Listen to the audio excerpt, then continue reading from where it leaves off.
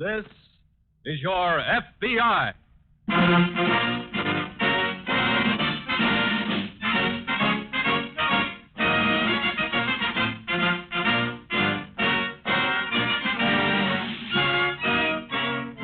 This is your FBI, an official broadcast from the files of the Federal Bureau of Investigation, presented as a public service by the Equitable Life Assurance Society of the United States.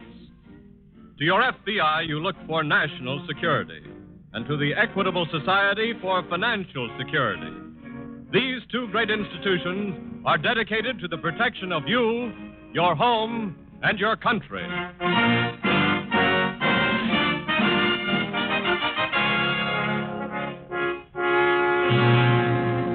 Tonight, the story of a crime against our fighting men. War fraud.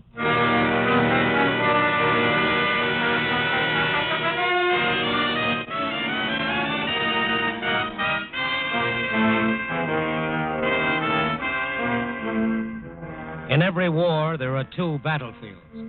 One where guns are fired and one where guns are made. We have been victorious on this second battlefield. We have been winning in our factories, our plants, in all our arsenals of supply. But there have been a few men who have fought the war of supply, not for us, but for the enemy. Because to these men, war has meant only one thing: a chance to make money. They have been caught. Sooner or later, these men are caught by the FBI. Because the workers in their plants are also working for this country. In one case, a war profiteer was caught because of a worker who was only a cleaning woman. A middle-aged woman who swept the floors in a plant which manufactured hand grenades for the government. Say, hold on there. What?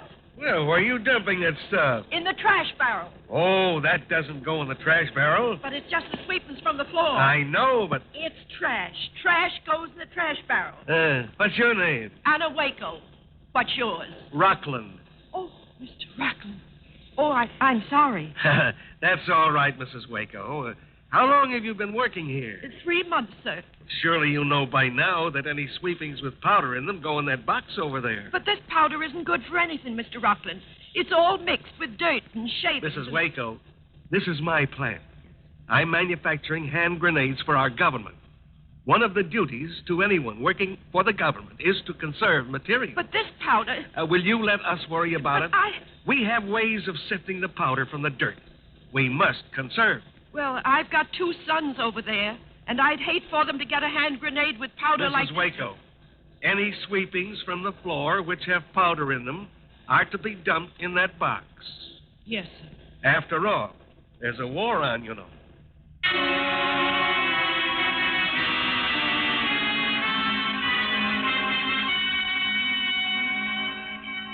The war that is being fought on the second battlefield, the war fought in the factory, is a vitally important one. And industry and labor have been fighting it triumphantly. Soon after Pearl Harbor, however, the Attorney General of this country realized that there would be a few dollar patriots to blot the record. A greedy few who would try to make huge profits at the expense of the government. And so a war frauds unit of the Department of Justice was created. And to the FBI went the job of tracking down the criminals involved. That's why, when Mrs. Anna Waco became suspicious of the Rockland Powder Company, she went to the offices of the FBI. Maybe he has got a way of getting the dirt out of the powder, but there are other funny things, too. Like what, Mrs. Waco? Well, Don't be afraid, please. Anything you say is just between us. The FBI will never do anything to endanger your position. Oh, I'm not afraid, Mr. Daly. Not for myself, anyway. Who, then? My daughter-in-law. She works in the plant, on the assembly line, putting in the powder charges. But they don't care how much powder goes in. Who doesn't care? Mr. Rockland or one of his sons. How many sons does he have? 4. And they're all nasty boys. One of them's Ruth's foreman, and he just keeps saying, hurry up, speed it up. He doesn't care if the grenades are any good. He just cares if they're getting out a lot of them. Mrs. Waco, you must know the government has inspectors checking those grenades before they leave the plant. Sure, I know. Well, if the grenades don't come up to specifications, if they're not any good, those inspectors are going to reject them. I know. Well, What happens to them after the inspectors turn them down? What do you mean? Oh, Mr. Daly, those Rocklands are just out to make all the money they can. They wouldn't be in such a hurry to turn out bad grenades unless they had some way of using them. Well, what way? I don't know, sir. But they're always talking and talking about conserving material. Yes. Well, good or bad material, I'll bet they've got some way of getting those rejected grenades out of that plant.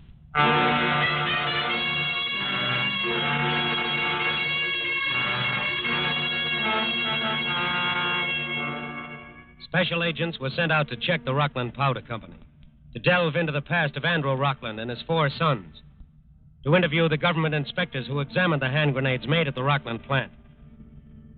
From the inspectors, FBI agents found that each day, a large number of grenades did not come up to government specifications and had to be rejected. These faulty grenades were supposed to be sent back and fixed. But whether they were or not, the inspectors didn't know. They had no way of knowing. But the FBI had a way of finding out. The inspectors were asked to mark a small red X on each rejected grenade. And then, after a few days, a case of hand grenades made by the Rockland Company was given microscopic examination. Hello, Bill. Oh, hello, Mr. Daly. What's new? You mean have we heard anything from your hand grenades yet? The answer's yes. Fine. Not so fine. What do you mean? How much do you know about specifications for hand grenades, Mr. Daly? I've learned a lot in the last few days. Well, it seems that each of these grenades is supposed to have 4 individual powder charges. Otherwise, it won't go off correctly. That's right. Now, here. Look at a cross-section drawing of this one grenade. All right. You see? Yes. That's only got 1 charge. If a soldier tried to use that grenade to save his life, well... No. We found 22 like this one, Mr. Daly. How many were examined altogether? 136. Now, here.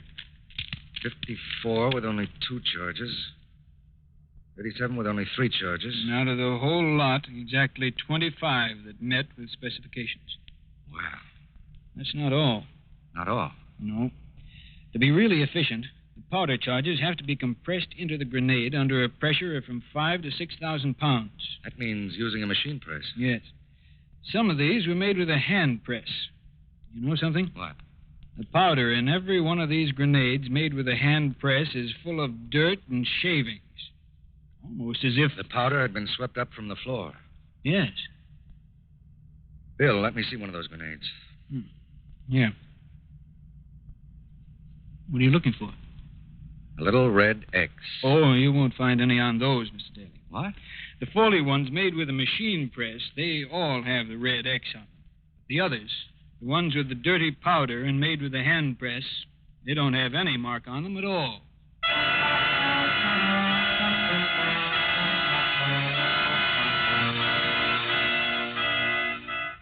A special agent of the FBI can get into a war plant by showing his credentials. Entrance, however, is not assurance that he'll be able to see what he's looking for.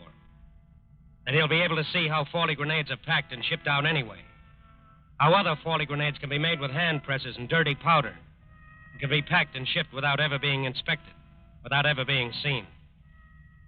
The special agent who visited the Rockland Powder Company had no trouble getting in.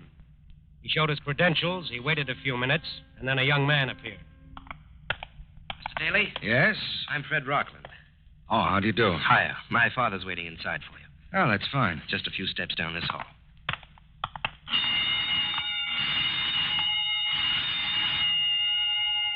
What's that? Oh, just testing the burglar alarm, I guess. Oh, This way. thanks. Oh, Dad. Yes? He'll take care of you, Mr. Rockland. Thanks. So long. So long. Hello, Mr. Rockland. How do you do, sir? You're from the FBI? That's right. Well, glad to be of any help I can to a representative of our government. That's nice of you. Anything in particular that you want to see, Mr. Daly? No, I don't believe so. Just want a general look around, huh? Yes. Well, this building you're in now is just one of the places where we assemble the grenades. How many buildings do you have in all, Mr. Rockland? We have 5. Do you want to go through all of them? If it's not too much trouble. Oh, no trouble at all. Glad to do it. That's nice of you. I just wondered if there was anything particular you were looking for. No, nothing. I realize you boys have to be a little close-mouthed about your business. Just a routine look around, Mr. Rockland. I see. Well, if you... Are those people over there government inspectors? Yes. That's a pretty routine job in our plant, I am glad to say. This way, Mr. Daly. 5 buildings made up the Rockland Powder Company. The owner himself took the special agent of the FBI on a tour of all 5. The agent could neither see nor hear nor find anything to indicate that Andrew Rockland was deliberately trying to perpetrate a war fraud against the government of the United States. On the surface, everything was in order. Everything was up to standard. Except that every time the agent approached a new building, an alarm bell rang.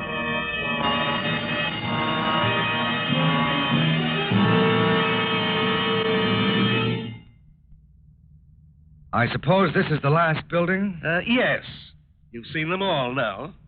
Well, I must say it seems to be a fine place. Thank you. We think it is.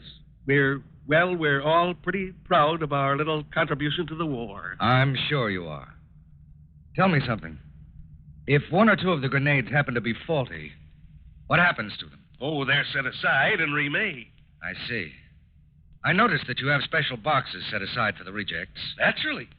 We don't want them to get mixed up with the others. Naturally. I was just... We can get out this way. Thanks. After you, sir. Yep. And very nice of you to show me around, Mr. Rockland. Oh, not at all. I'm always glad to be of service to my government or any... What's the matter? Didn't you say you had 5 buildings? Yes. Well, isn't that small one over there... Oh, that one isn't used. I see. That's where I originally started my plant. But it's too old to be good for anything now. You suppose I could see it? Certainly. Some other time. Oh, as long as I'm here now, I I'm might as afraid well... not, Mr. Daly. I do have a business to run, you know. I can't spare any more time. Well, perhaps someone else could take me I around. don't think so. We all work very hard here. There's a war on, you know. Yes. Of course, I couldn't go through it myself. No. No, I think you'd have a little difficulty in doing that. Good day, sir.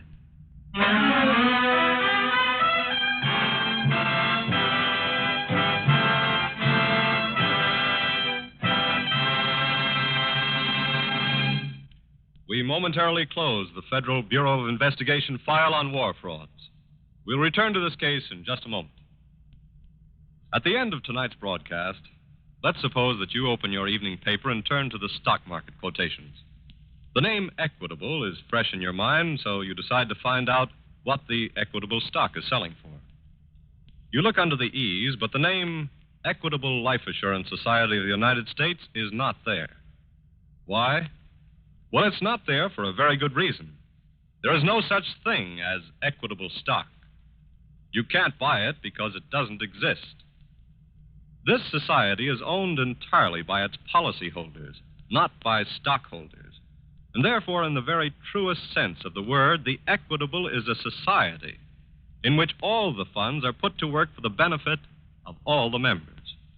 Furthermore, the dollars entrusted to the society are employed in ways that benefit the entire nation.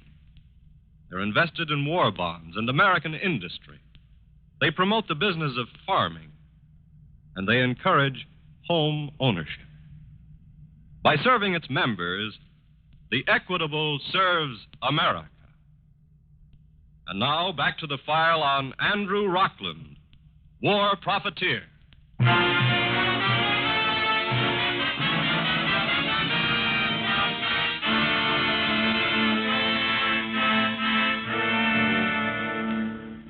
Agents of the FBI don't force their way into private property. Neither into a house, nor into a building, nor even into a war plant where they are fairly certain criminals are working, and working overtime. In the Rockland case, special agents attempted to get into the plant by working there as employees. The plant, however, suddenly announced that even though it was speeding up production, it was not hiring any more workers. That was also an announcement that Andrew Rockland was on guard. The FBI had no actual proof, no conclusive evidence that Rockland and his 4 sons were deliberately defrauding the government. They needed proof, and they knew it must be within that plant. They knew that somehow they had to get into that single unused building. But how? Daly? Yes?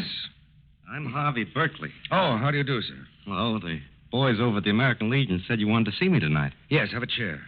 Thanks. Always glad to sit after all the walking I do. And Mr. Berkeley, I wanted to see you because, frankly, we need your help. You need my help? The FBI needs my help? Yes? Will I tell my wife? We'd rather you didn't say anything to anybody. Oh, sure. But why me? We want to get into the Rockland powder plant. Oh. We need an employee to help us. Someone who's patriotic and can be trusted to keep quiet. We checked with the Legion and got your name. Did you check on me? We're satisfied. Well, name it, and if I can do it, no questions asked. Thanks. You're the safety engineer at the plant. That's my title. Just what do you do? Oh, pretty much what I think has to be done to keep the plant safe. You can get into all parts of it at any time. Sure. Can you get me in? Without anyone knowing who you are? Yes. Sure. What about the guards at the gate? Well, if you wear old working clothes, I can take you in with me. How? Well, I'm allowed to take on an extra man if I think I need one for special precautions. Mr. Berkeley, Yeah? would too much snow on the roofs of the plant buildings be considered a reason for special precautions? Why, sure. If it gets too heavy, there might be damage. Why? I was thinking. You might say you needed me to help shovel snow from the roofs. There's a lot of it now. Well, I could figure out an easier way. Less work for you. I'd rather do it that way. I'd like to shovel snow off the roof of that unused old building. Oh. You see, I want to get into that building. And I think the roof's probably the best way.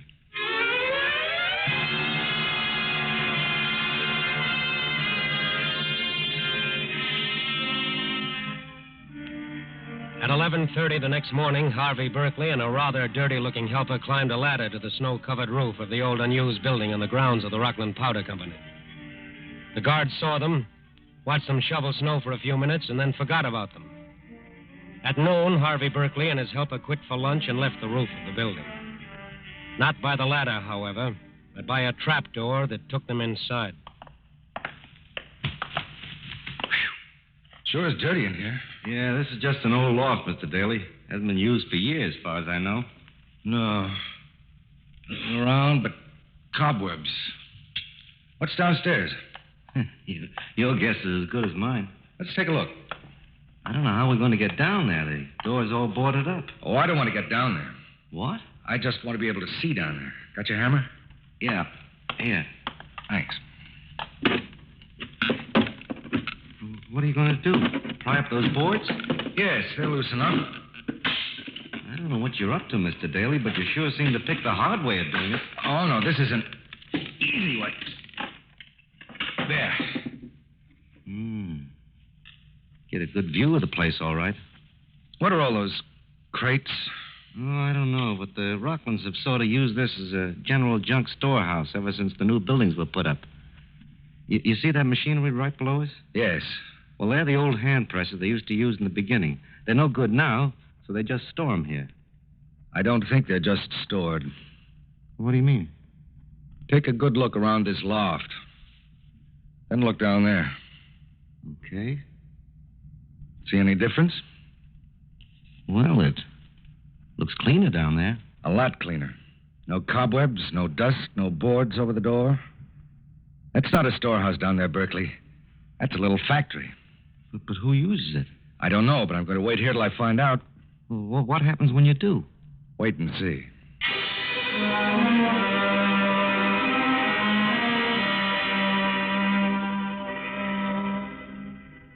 For almost 10 hours, Special Agent Daly sat quietly and alone in the dusty loft of the unused building. For almost 10 hours, he waited. For almost 10 hours, he crouched by the loosened floorboards, waiting for someone to enter the room below. Waiting to see if his suspicions were right. Waiting for proof that men worked in that room below to defraud the government of the United... Berkeley. Is that you, Berkeley? Yeah. Sure is dark in here. Hurt yourself? Nah. Anybody see you come up? No, but I had to wait till the guards got out of the way. Here, What's this? some sandwiches. Oh, thanks. You pick up that box for me? Yeah. What's in it? Who's down there? Wait till they turn on the... It's old man Rockland. Those his sons? Yeah. What have they got in that big box? Haven't you ever seen it before? It looks... Say, that's the box they use for powder sweepings from the floor. What the devil... Look.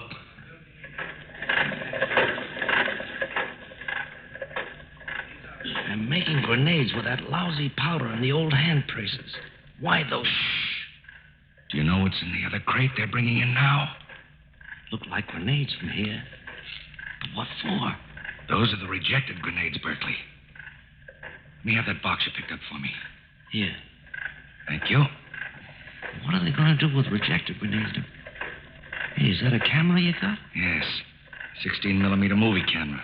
You're not going to take... Yes, I'm going to photograph Mr. Rockland and his 4 sons at work cheating the government. They've got plenty to take pictures of down there. I'm glad the hand presses are right underneath, with Mr. Andrew Rockland working them and giving me a nut. What's the matter? Rockland's looking right up here. Probably heard the camera. Turn it off. No. He probably isn't sure what the sound is. If I turn it off, he'll know it's coming from up here. We've got to leave it on and take a chance. Sounds so loud. He's calling one of his sons over. Mr. Daly, if they... Shh. Too late now. Mr. Daly, there.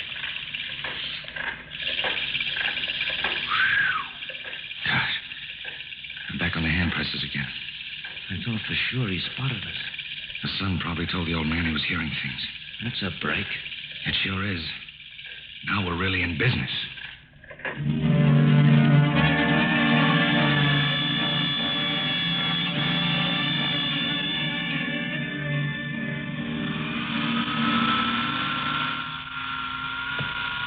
Say, these are pretty darn fine pictures, Daly. Thanks. There's a shot coming up. There. 2 of the patriotic Rockland family packing rejected hand grenades for shipment. Look at the old man telling him to work faster. Oh, he cracks a whip over them. How long do they keep it up? Till 3 in the morning. My film ran out before then. Well, it doesn't matter. You've got enough proof here for any jury. That's all. That's plenty. Those Rocklands are a fine bunch of loyal citizens, aren't they? What gets me is that a few men like that can hurt the reputations of other patriotic businessmen. Yeah. Just as one strike gives all labor a black eye. And they've both been doing an A1 job in this war. Well, I'll leave the film with you. Where are you going? Wind up the case. I've got orders to pick up Mr. Andrew Rockland personally.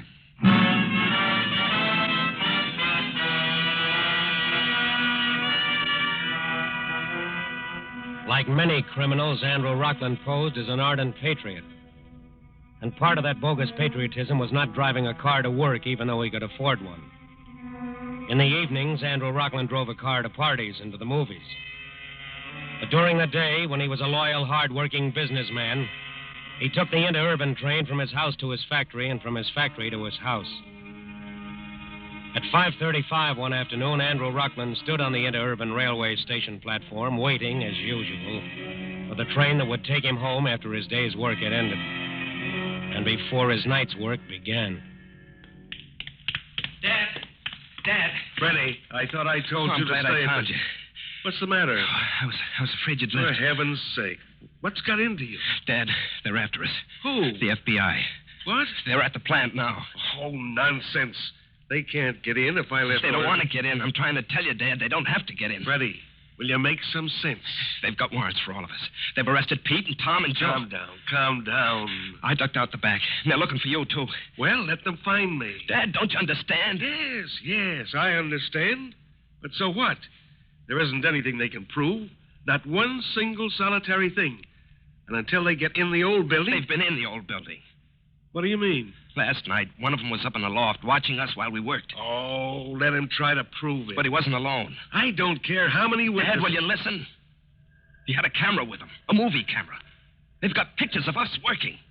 Freddie. It's true. I heard them telling Pete. Camera. Yeah, a movie camera.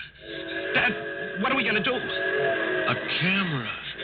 Where can we go? They've got us dead to rights. Dad, where are you running? Dad!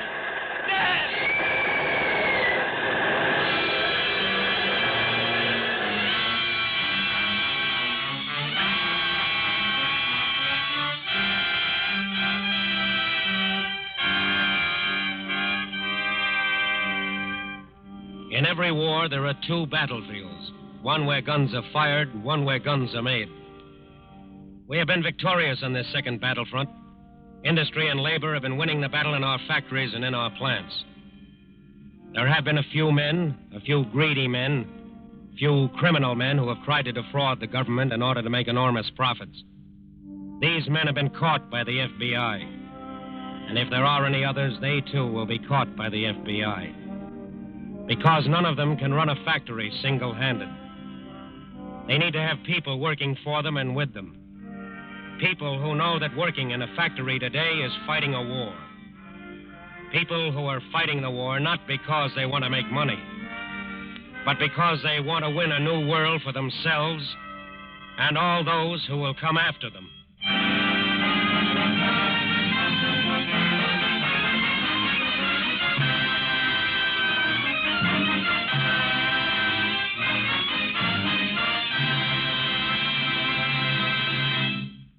You'll hear about the file on next week's case in just a moment. Since VE Day, the members of the Equitable Life Assurance Society of the United States, along with their fellow citizens, have been filled with conflicting emotions. We're tempted to rejoice because complete success has at last crowned our military efforts in Europe. But our deep satisfaction in this victory is tempered when we remember the gold stars in the windows of so many American homes. When we remember the boys who still face death in the far Pacific. We honor the fighting men whose courage and steadfastness have made possible one of the greatest military achievements in American history. But our hearts go out to the parents of those American boys who will not return to the homes they died to defend. So we believe that this is a time for prayer. It's a time to stay on the job, to resolve that we will not relax our efforts until final victory in the Pacific is ours. To that ardently desired end, the Equitable Society, speaking for its management, its employees, and its 3,200,000 members, pledges its unswerving and untiring support.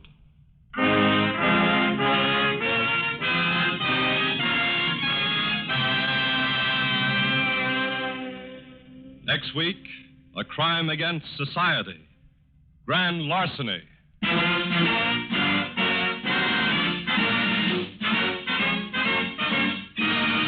The incidents used in tonight's broadcast are taken from the files of the Federal Bureau of Investigation. However, all names used are fictitious. Any similarity thereof to the names of persons living or dead is accidental. In tonight's case, Andrew Rockland was played by Jack McBride. The music was composed and directed by Van Cleve. The author was Lawrence MacArthur, and your narrator was Frank Lovejoy. This is Your FBI is a Jerry Devine production. Now, this is Carl Frank speaking for the Equitable Life Assurance Society of the United States and inviting you to tune in again next week at this same time, for this is Your FBI.